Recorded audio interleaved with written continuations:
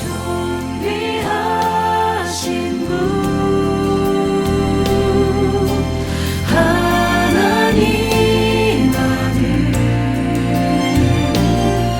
저 십자가에 달리셨네.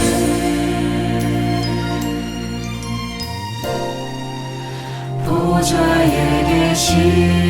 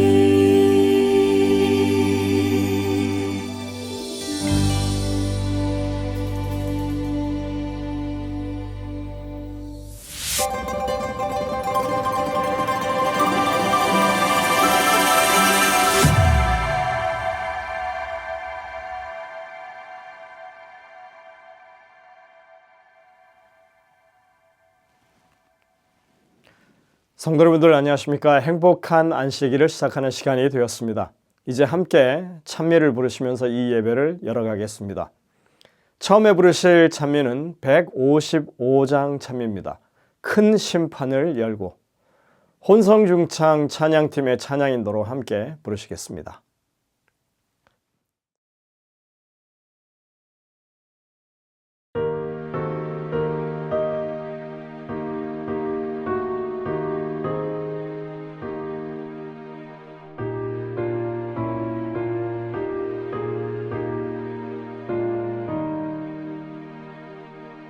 큰 심판을 열고 책들을 펴서 우리의 언행 살필 때 심판장 되신 주님 앞에 어찌 능히 서리요. 그날에 어찌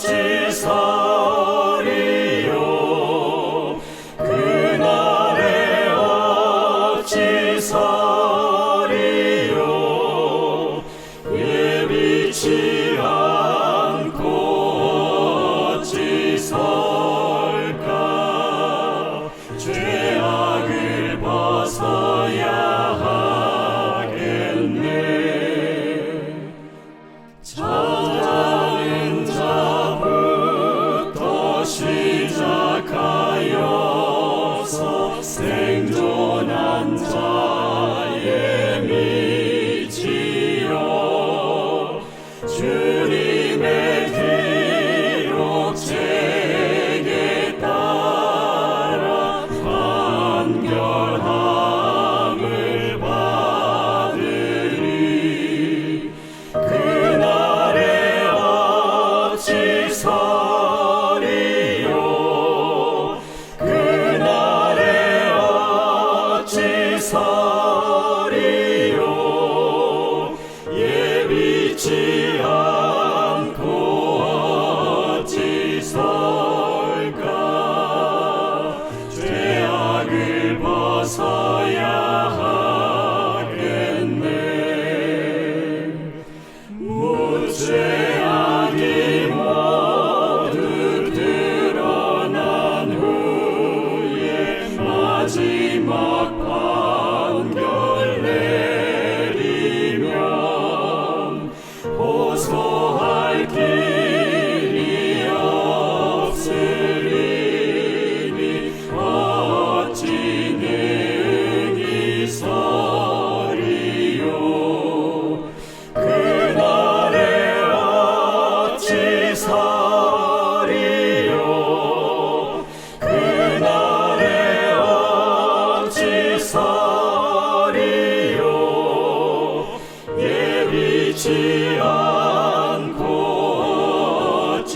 설까 죄악을 벗어야 하겠네.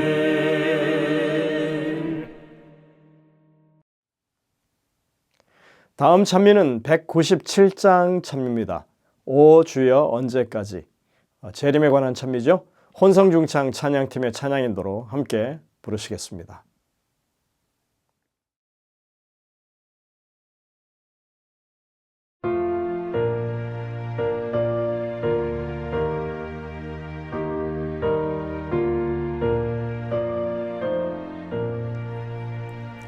오 주여 언제까지 더 지체하실지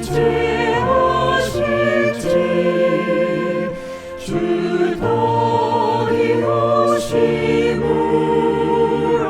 내 맘이 피곤해 광명한 아침보다 더 밝은 그날이 찬란한 영광 중에 지오기 바라네. 오 은혜로우신 주여 언제나 오실지 너무도 지체되니 믿는 자 적도다. 연락과 방탕함이 세상에 많으니 깨어서 주를 볼자 그 수요 적겠네. 엄숙한 소리 높여 조는 자 깨우고 주 재림 가까움을 만방에 전하세. 등불을 켜서 들고 뛰고 일어나 그리운 우리 주님 영접케 하소서.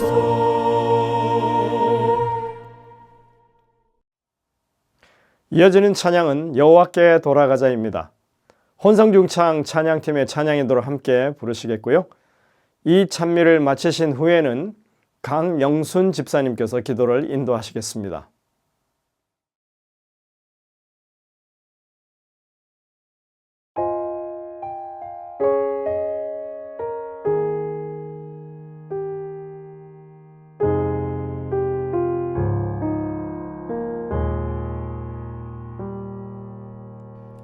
내 백성이 나를 떠나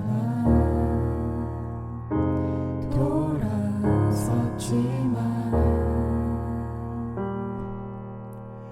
내 사랑이 내 백성을 포기 못하니 내 모든 것 내어주고 나 그들을 얻으리라. 여호와께 돌아가자. 우린 돌아서도 그는 변치 않네. 여호와께 돌아가자. 우린 넘어져도 그 사랑 영원하네.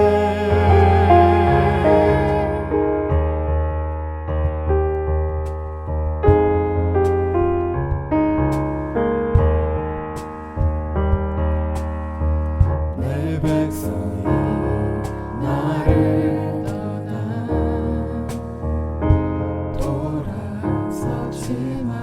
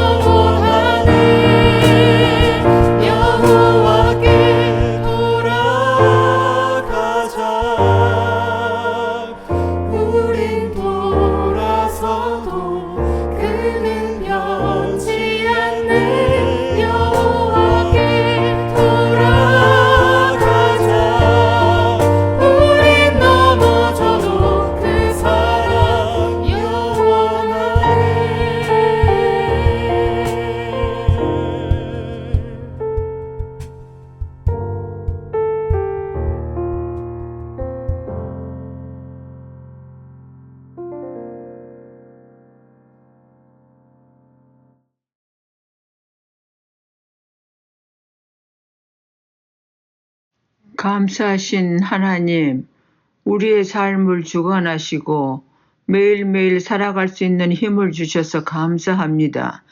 세상은 요란하고 시끄럽습니다.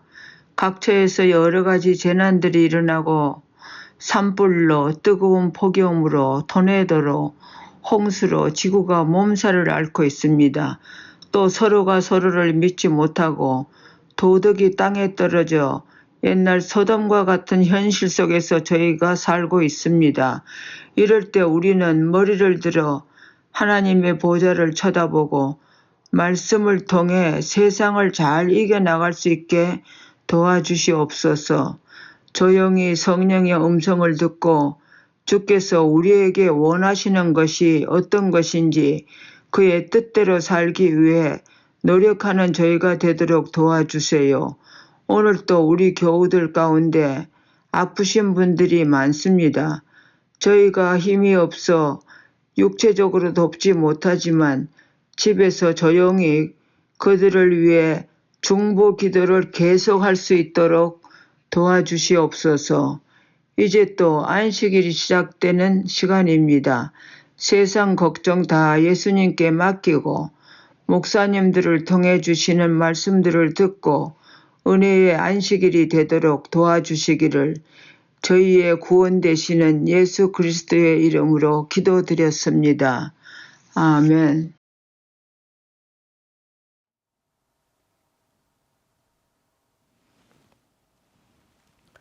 성도 여러분들, 한 주간 하나님의 은혜 가운데 평안하셨습니까? 오늘 우리가 맞는 이 귀한 안식일이 정말 행복하고 평안한 그리고 기쁨이 넘치는 안식일이 되시기를 간절히 바랍니다. 무더운 여름 7월이 됐습니다. 그리고 7월은 세리토스 교회가 가장 바쁜 달이기도 합니다. 다음 주 일요일에 영어교회 청년들이 알래스카 봉사대를 위해서 출발하게 되고요. 그리고 한 주 내내 그곳에서 봉사한 다음에 안식일을 지나고 다음 주 일요일에 다시 돌아오게 됩니다. 우리 성도들께서 한 주간 내내 계속 기도로 지원해 주시길 부탁을 드립니다. 그리고 7월 19일이죠. 다다음 주 일요일부터는 서부연합야영회가 시작됩니다. 내일을 위한 오늘이라고 하는 주제를 가지고 말씀의 향연이 펼쳐지게 되는 것입니다.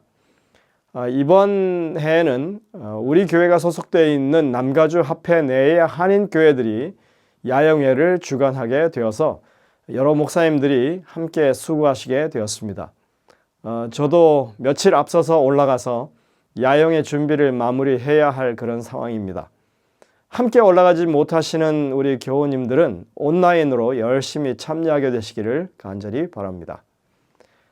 오늘은 앤드류스 한인교회를 섬기시는 서상규 목사님께서 말씀을 준비하셨습니다. 이제 준비된 특창을 들으신 후에 하나님의 말씀을 듣도록 하겠습니다. 은혜가 가득 넘치는 귀한 시간 되시기를 간절히 바랍니다.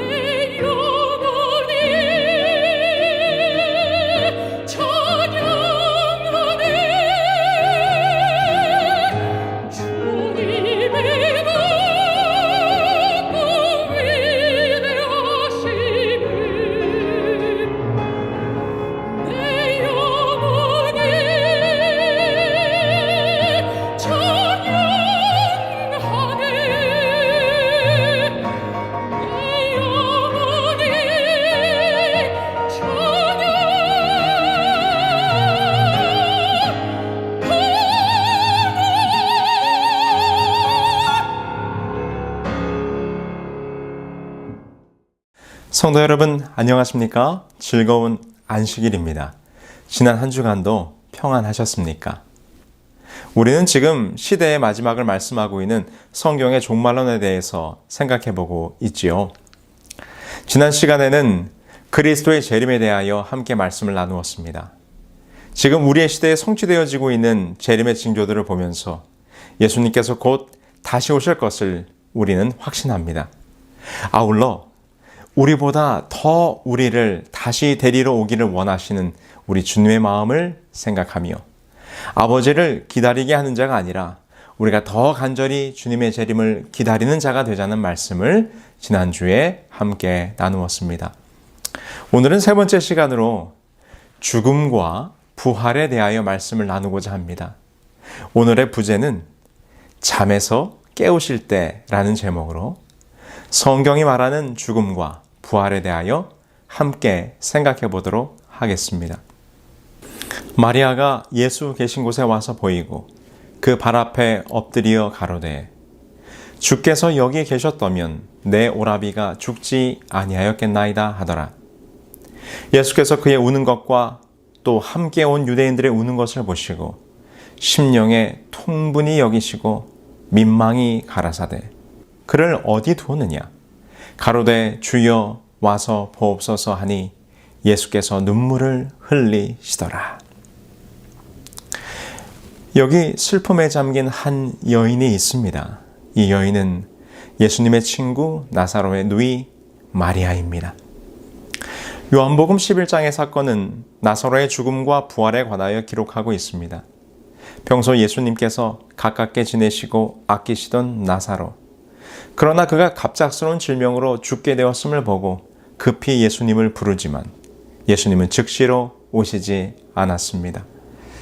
그리고 나사로가 죽은 다음에야 도착하셨습니다. 이 모습을 본 마리아는 예수님께 원망하면서 주께서 여기 계셨더라면 내 오라비가 죽지 아니하였겠나이다라고 소리칩니다. 마리아는 크게 실망했고 또 절망했습니다. 조금만 더 빨리 오셨더라면 눈먼 자를 뜨게 하시고 중풍병자도 낫게 하셨던 예수님께서 그의 오라비를 고치실 수 있으셨을 텐데 왜 이제야 오셨는가? 이제는 그의 오라비 나사로가 죽었으므로 돌이킬 수 없다고 그녀는 생각했습니다. 여러분, 죽음은 돌이킬 수 있는 것입니까? 아니요, 그렇지 못합니다.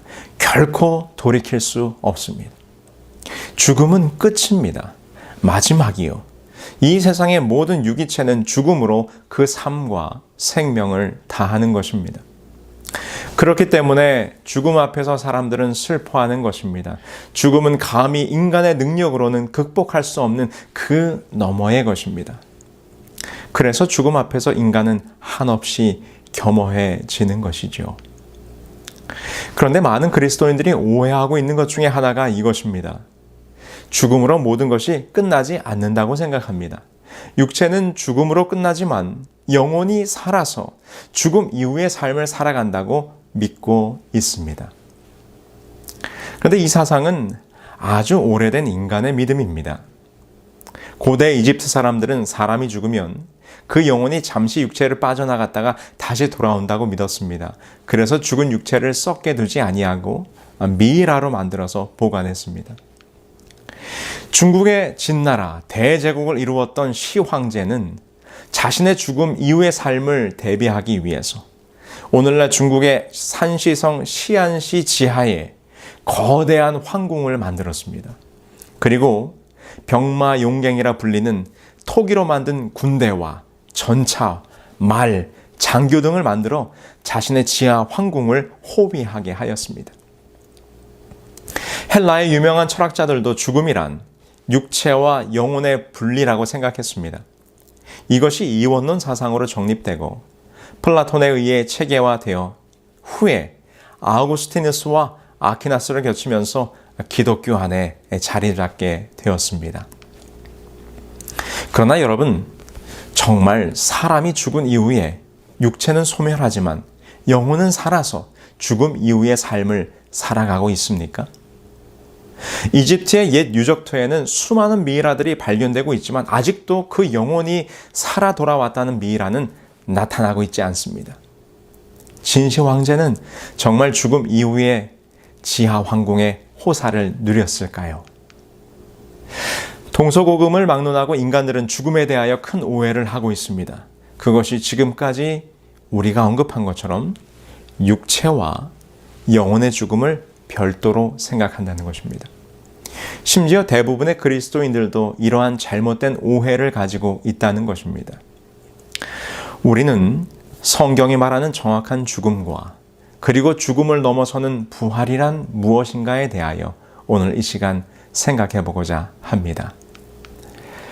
성경은 죽음에 대해서 이렇게 설명합니다. 결론부터 말씀드린다면 죽음은 그 모든 것의 끝이라는 것입니다. 첫 번째로 죽은 자는 의식이 없습니다. 다시 말해서 영혼이 존재하여 그 의식이 유지되지 않는다는 것입니다. 전도서 9장 5절에 기록하기를 산 자는 죽을 줄을 알되 죽은 자는 아무것도 모른다고 기록하고 있습니다. 산 자는 죽을 줄을 알지만 죽은 자는 아무것도 모르는 것입니다. 왜냐하면 죽음 이후에는 그 의식과 그 존재가 소멸되기 때문이죠. 시편 146편 4절은 이렇게 말합니다. 그 호흡이 끊어지면 흙으로 돌아가서 당일에 그 도모가 소멸하리로다. 두 번째, 의식, 곧 사고하는 존재가 소멸되었으니 일상의 모든 삶도 그치게 됩니다. 전도서 9장 10절에 내가 장차 들어갈 음부에는 일도 없고 계획도 없고 지식도 없고 지혜도 없음이니라. 여기서 말하는 음부는 곧 무덤을 의미하는 것이고 그 무덤에 들어간 자는 더 이상 어떤 계획이나 생각이나 지식이나 지혜가 다 사라져버리게 된다는 것입니다. 세 번째, 죽은 자에게는 우리가 살아서 느끼던 모든 감정도 더 이상 존재하지 않고 느끼지 못하게 됩니다. 전도서 9장 6절에 말하기를 그 사랑함과 미워함과 시기함이 없어진 지 오래니. 심지어 성경은 이렇게까지 말합니다. 구원받을 자들의 영혼도 하늘에 가거나 영광 중에 하나님 앞에서 찬양하지 못할 것이라고 기록합니다. 시편 115편 17절에 기록하기를 죽은 자가 여호와를 찬양하지 못하니. 이것은 사도 베드로의 설교에서도 논증되고 있습니다. 사도 베드로가 성령의 감동하심을 받아 많은 사람들 앞에 설교할 때 그가 이런 말을 했어요. 사도행전 2장 29절에 형제들아 내가 조상 다윗에 대하여 담대히 말할 수 있노니 다윗이 죽어 장사되어 그 묘가 오늘까지 우리 중에 있도다. 여러분, 다윗과 같은 사람은 그의 영혼이 살아있다면 당연히 그의 존재는 어디에 있겠습니까? 네, 분명 그의 영혼은 하늘로 소천하여 하나님과 함께 있어야 마땅할 것입니다. 그러나 베드로는 연이어 이렇게 말합니다. 사도행전 2장 34절에 기록하기를 다윗은 하늘에 올라가지 못하였으나 라고 기록합니다.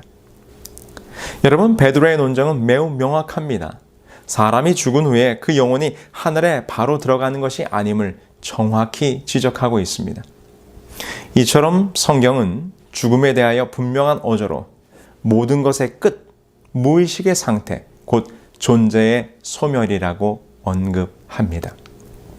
이것은 성경 구약을 믿는 유대인들의 사상에서도 똑같이 나타나는데 유대인의 백과사전 불멸의 영혼이라고 하는 부분에 보면 이렇게 설명합니다.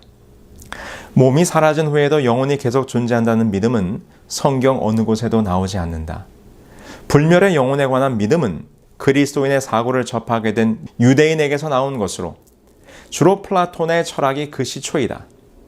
플라톤의 이론은 바벨로니아인과 이집트인의 관점이 기묘하게 뒤섞인 오르페우스와 엘레우시스 신화와도 연관되어 보인다. 죽음이란 무엇인가? 라는 책을 쓴 예일대학교 셀리 케이건 교수는 그의 책에서 이렇게 말했어요. 물론 그 책을 쓴 셀리 케이건 교수가 기독교 신학과는 많이 다른 관점을 가지고 있기는 하지만 죽음에 대한 개념만큼은 성경과 일치한다고 생각합니다. 그는 이렇게 말했습니다. 죽음이란 결국 모든 인식 주체에 대한 종료를 의미하므로 인식의 주체가 없는 상태에서 무엇인가를 인식하라고 하는 것은 모순이라고 그는 그의 책에서 결론을 내리게 됩니다. 여기서 잠깐 우리는 생각해 보아야 합니다. 그렇다면 사람이 죽어도 그 영혼이 죽지 않고 천국에 가든지 지옥에 가든지 영존한다고 하는 오해는 어떻게 시작되었을까요? 그것은 인간 역사의 기원으로 올라가야 합니다. 창세기 2장 17절에 하나님께서 이렇게 말씀하셨어요. 선악을 알게 하는 나무의 실과는 먹지 말라. 내가 먹는 날에는 정령 죽으리라 하시니라. 이것은 하나님께서 아담과 하와에게 말씀하신 순종의 율법이었습니다. 선악과를 먹으면 곧 하나님의 말씀에 대한 불순종의 결과, 그것은 곧 죽음이라는 것입니다. 그런데 이에 대해 사단은 다음과 같은 거짓말을 합니다. 창세기 3장 4절로 5절이죠. 뱀이 여자에게 이르되 너희가 결코 죽지 아니하리라. 너희가 그것을 먹는 날에는 너의 눈이 밝아 하나님과 같이 되어 선악을 알 줄을 하나님이 아심이니라. 여러분, 하나님과 사단 둘 중에 하나는 거짓말을 하고 있는 것입니다. 정령 죽으리라, 결코 죽지 아니하리라. 누가 거짓말을 하고 있습니까? 여러분, 아담과 하와는 선악과를 먹음으로 불순종의 죄를 지었고 결국 그들은 죽음을 맞이했습니다. 사단의 말이 거짓이었음이 드러났습니다. 사단의 말처럼 아담과 하와는 하나님과 같이 되지도 못했고 죽음을 면하지도 못했습니다. 그러자 사단은 그의 거짓말을 이렇게 이어가게 됩니다. 육체는 죽어도 영혼은 영원히 죽지 않는다. 바로 이 영혼 불멸 사상이 이 사단의 오래된 거짓말에서부터 시작되었다는 것을 우리는 기억해야 합니다. 여러분, 이 우주에서 오직 그 존재가 영원하신 분은 하나님밖에 없다고 성경은 분명하게 말합니다. 시편 102편 26절에 기록하기를 천지는 없어지려니와 주는 영존하시겠고 그것들은 다 옷같이 낡으리니. 디모데전서 6장 16절에 기록하기를 오직 그에게만 죽지 아니함이 있고 가까이 가지 못할 빛에 거하시고 어떤 사람도 보지 못하였고 또 볼 수 없는 이시니 그에게 존귀와 영원한 권능을 돌릴지어다. 아멘. 여러분, 오직 이 우주 가운데 하나님만이 영존하시고 하나님만이 죽음이 없으신 분입니다. 하나님과 달리 인간은 죽게 되어 있습니다. 그래서 성경은 인간들의 생명을 잠깐 보이다가 없어지는 안개에 비유하기도 했고 육체뿐이라 가고 다시는 오지 못하는 바람이라고도 설명했습니다. 그리고 말하기를 사람은 꽃과 같아서 쇠하여지고 그림자같이 신속하여서 머물지 아니한다라고 욥기는 우리들에게 증거합니다. 하나님과 인간은 분명하게 구별됩니다. 하나님은 무한하시고 인간은 유한합니다. 하나님은 불멸하시지만 인간은 죽을 수밖에 없는 존재입니다. 하나님은 영원하시지만 인간은 무상합니다. 마리아가 예수 계신 곳에 가서 배웠고 그 말 앞에 엎드려 이르되 주께서 여기 계셨더라면 내 오라버니가 죽지 아니하였겠나이다 하더라. 여러분, 혹시 지금까지의 내용을 들으시고 지금 마리아와 같은 마음이 들으셨습니까? 실망감과 허무감이 있으십니까? 죽음으로 모든 것이 끝나는 것이라면 그것이 성경이 말하는 죽음이요 죽음 이후의 세계, 곧 사후의 세계가 존재하지 않는다면 오늘 우리의 믿음과 신앙은 무엇인가? 그러나 여러분, 이 죽음에 대한 성경의 또 다른 표현은 우리에게 희망을 줍니다. 그것은 무엇인가? 성경은 죽음을 잠자는 것과 같다라고 표현합니다. 다윗은 그의 시편에서 이렇게 죽음을 묘사합니다. 시편 13편 3절에 기록하기를 여호와 내 하나님이여 나를 생각하사 응답하시고 나의 눈을 밝히소서. 두렵건대 내가 사망의 잠을 잘까 하오며. 다니엘도 기록하기를 땅의 티끌 가운데에서 자는 자 중에서 많은 사람이 깨어나 영생을 받는 자도 있겠고 수치를 당하여서 영원히 부끄러움을 당할 자도 있을 것이며. 아울러 구약 성경은 다윗과 솔로몬과 이스라엘과 유다의 다른 왕들의 죽음을 관하여 설명하면서 그들이 조상들과 함께 자는 것으로 잠잔다라고 이렇게 묘사하고 있습니다. 신약 성경에서도 동일한 표현을 사용하고 있는데요. 예수님께서 죽은 야이로의 딸의 상태를 묘사하면서 그리스도께서는 그가 잔다고 말씀하셨습니다. 마태는 그리스도의 부활 후에 자던 성도들의 몸이 많이 일어났다고 기록했고, 스데반의 순교를 기록하면서 누가는 그가 잔이라고 표현했습니다. 바울과 베드로 역시 죽음을 잠이라고 불렀습니다. 여러분, 잠이란 어떤 것입니까? 물론 잠자는 상태, 곧 죽음의 상태는 무의식과 무존재의 상태입니다. 아까 언급했던 죽음이란 무엇인가의 저자 셀리 케이건도 이렇게 이야기합니다. 깊은 잠에 빠져있는 스스로를 상상해보자. 꿈도 없는 깊은 잠. 이때는 나 스스로의 존재를 인지하지도 못하고 아무런 느낌, 의식이 없는 상태다. 죽음은 육체의 기능이 다한 이후 이렇게 깊은 잠에 빠진 상태가 영원히 지속되는 것으로 보면 된다라고 설명했습니다. 그러나 여러분, 성경이 죽음의 상태를 잠이라고 표현했을 때의 중요한 포인트는 이것입니다. 잠은 언젠가 깨어날 때가 있다는 것입니다. 다시 오늘의 본문의 이야기로 돌아가 볼까요? 요한복음 11장 11절에 예수님께서 이렇게 말씀하셨습니다. 이 말씀을 하신 후에 이르시되 우리 친구 나사로가 잠들었도다. 그러나 내가 깨우러 가노라. 예수님께서 말씀하십니다.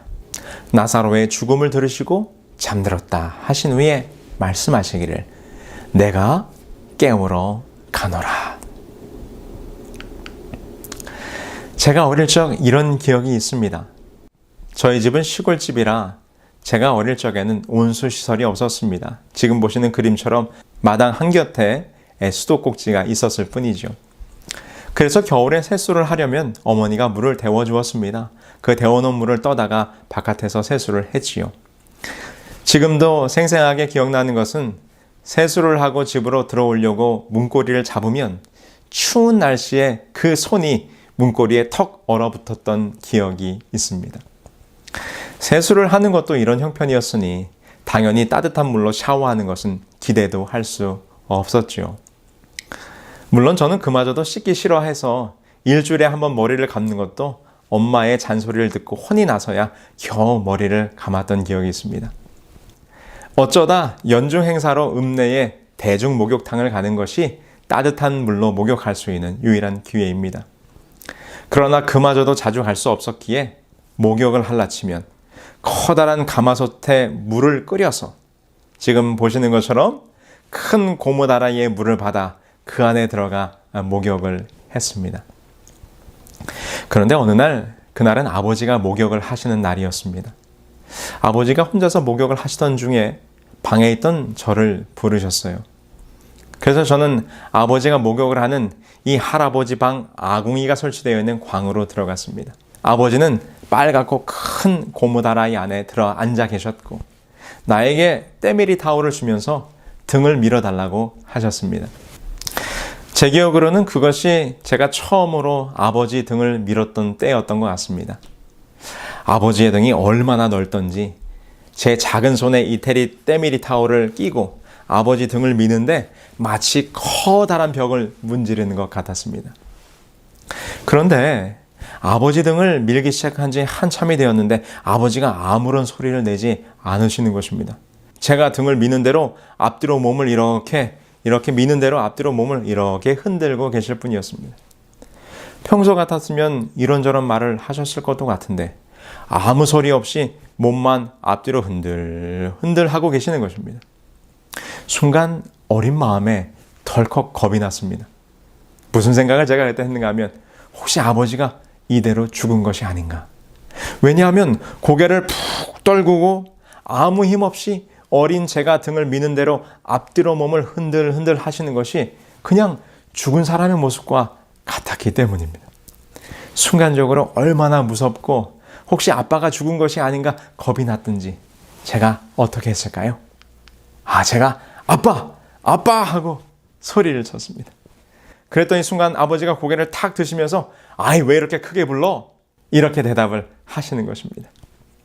아버지가 잠에서 깨신 것입니다. 얼마나 감사하고 다행이든지. 여러분, 지금 예수님께서 나사로를 깨우러 오신 것입니다. 깊은 죽음의 잠에서 나사로를 깨워 불러내시기 위함이었습니다. 이것이 부활입니다. 죽음의 잠에서 불러내어 깨우는 것. 요한복음 11장 25절에 예수님께서 이렇게 말씀하셨습니다. 예수께서 이르시되 나는 부활이요 생명이니 나를 믿는 자는 죽어도 살겠고.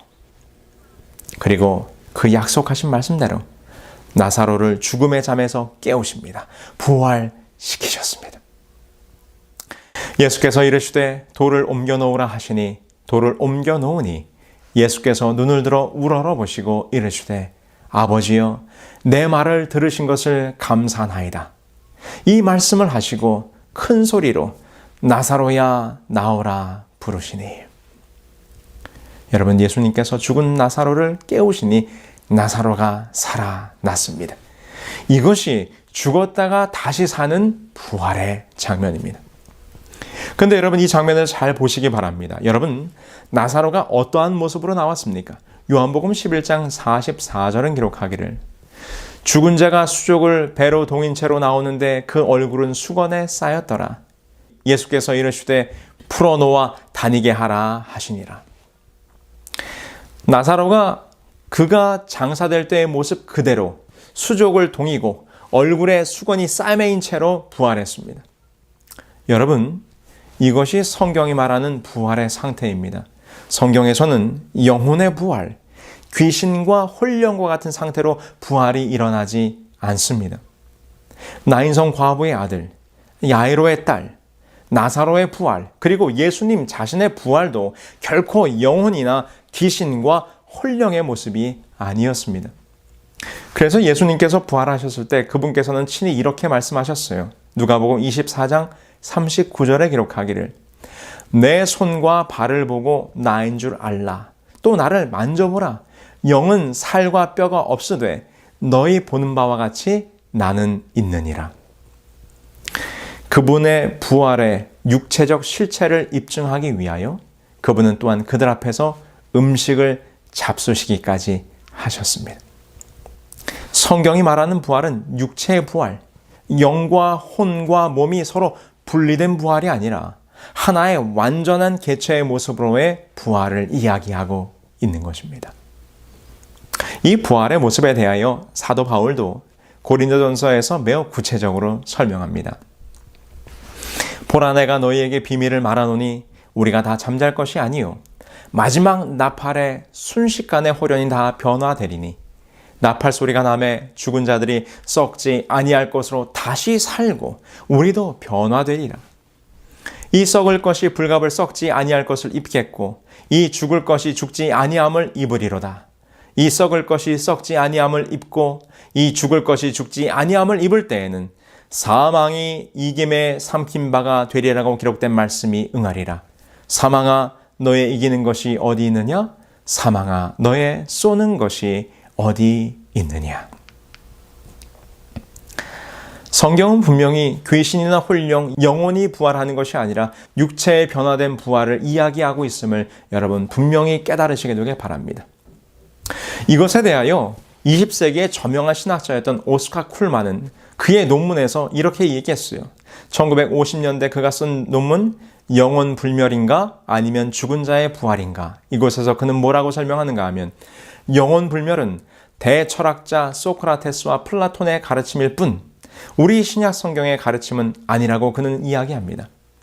우리 크리스천들은 그리스도의 참된 소망인 몸의 부활을 기대하고 소망하며 그것에서 위로와 힘을 덧입어야 한다고 그는 그의 논문에서 주장하고 있습니다. 그래서 우리는 그리스도 안에서 죽어도 다시 살 수 있는 실제적 부활을 믿는 것입니다. 이것이 성경에서 말하는 참된 부활의 모습이요 참된 부활의 장면입니다. 그렇다면 여러분, 그 실제적인 부활의 사건은 언제 일어날까요? 그 부활의 사건은 예수님의 재림의 때에 일어나게 될 것입니다. 데살로니가전서 4장 16절로 17절에 기록하기를 주께서 호령과 천사장의 소리와 하나님의 나팔로 친히 하늘로부터 강림하시리니 그리스도 안에서 죽은 자들이 먼저 일어나고 그 후에 우리 살아남은 자들도 그들과 함께 구름 속으로 끌어올려 공중에서 주를 영접하게 하시리니 그리하여 우리가 항상 주와 함께 있으리라. 예수님의 재림의 장면입니다. 하늘에 천천만만의 천사와 강림하실 때 먼저 그리스도 안에서 죽은 자들을 살리실 것입니다. 만일 죽은 그리스도인들이 벌써 하늘에 소천하여 하늘에 가 있다면 뭐하러 주님이 다시 오실 필요가 있겠습니까? 그들이 아직 죽음의 잠을 자고 있기에 깨우러 오시는 것입니다. 죽은 성도들이 잠에서 깨어나면 그 후에 살아있던 우리 성도들도 함께 하늘로 올리우게 될 것입니다. 그리고 우리는 하늘에서 주님께서 주시는 영생의 축복을 누리게 될 것입니다. 믿음의 성도 여러분, 우리의 인생에 죽음이 닥친다 할지라도 염려하지 말고 두려워하지 마시기 바랍니다.